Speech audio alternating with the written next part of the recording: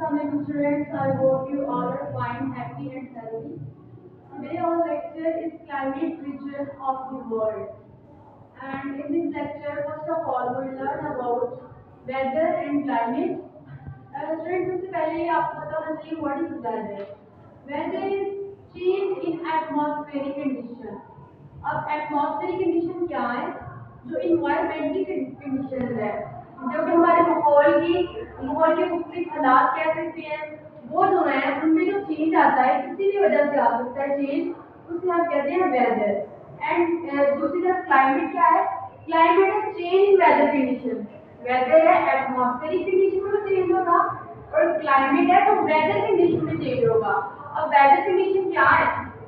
Weather condition मुख्तलिफ weather के जो बदलने के हालात होते हैं हमें वेदर कंडीशन कहते हैं. इसके बाद वेदर जो है वो एक शॉर्ट टर्म चेंज है.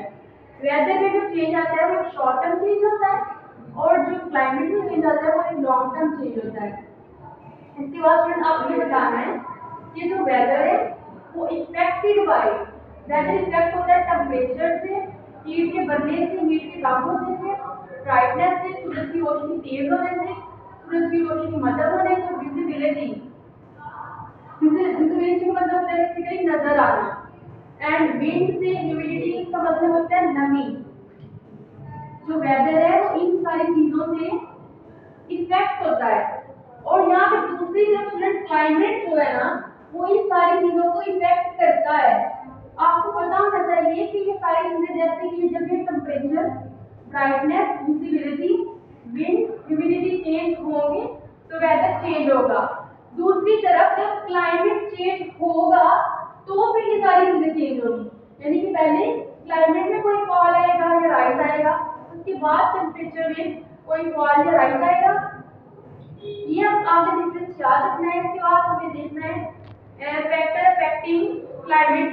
फैक्टर अफेक्टिंग क्लाइमेट सबसे पहले जो फैक्टर है वो है लैटिट्यूड. लैटिट्यूड या इक्वेटर भी कह सकते हैं स्टूडेंट आप. ये इक्वेटर क्या होता है? इक्वेटर एक ऐसी लाइन है जो अर्थ को उसके मिड से कट करती है. अब ये कैसे क्लाइमेट पे अफेक्ट करती है? अब हमने का देखना होगा किसी भी रीजन का क्लाइमेट हॉट है या कोल्ड है तो कैसे है. आपने देखना है कि ये इक्वेटर की लाइन है. ये अगर ये रीजन, ये इलाका इस इक्वेटर की लाइन के करीब है तो ये हॉट होगा, ये गर्म इलाका होगा. और अगर इलाका कोई भी रीजन, कोई इलाका इक्वेटर लाइन से दूर होगा तो वो कोल्डर रीजन होगा, वो ठंडा इलाका होगा. इस तरह से हमें लैटिट्यूड या इक्वेटर की मदद से पता चलता है कि जो क्लाइमेट है किसी भी एरिया को किस तरह का है. इसके बाद हमें आ जाता है एक फैक्टर आ जाता है एलिवेशन. एलिवेशन क्या होता है? एलिवेशन ये होता है कि अगर आप ये मैंने आपको एक माउंट की एग्जांपल दी है, पहाड़ की एग्जांपल दी है कि अगर कोई बंदा पहाड़ के नीचे खड़ा है, जमीनी सतह पे खड़ा है तो उसका जो लैटिट्यूड है, उसकी जो हाइट है वो लो है, वो कम लंबाई पे खड़ा है.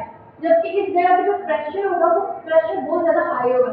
जैसे हम जमीन पे रहते हैं इसलिए हम हवा का प्रेशर ज्यादा बर्दाश्त करना पड़ता है.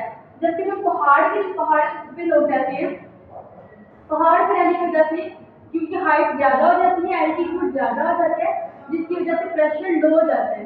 ये एलिवेशन है, ये भी डिसाइड करता है कि क्लाइमेट कैसा होगा. ये आज हमने पढ़ा वेदर, क्लाइमेट का डिफरेंस और दो फैक्टर पढ़े हैं. फिर आपने ये अच्छी तरह से याद करना है और ये आप पेपर में भी आ सकता है.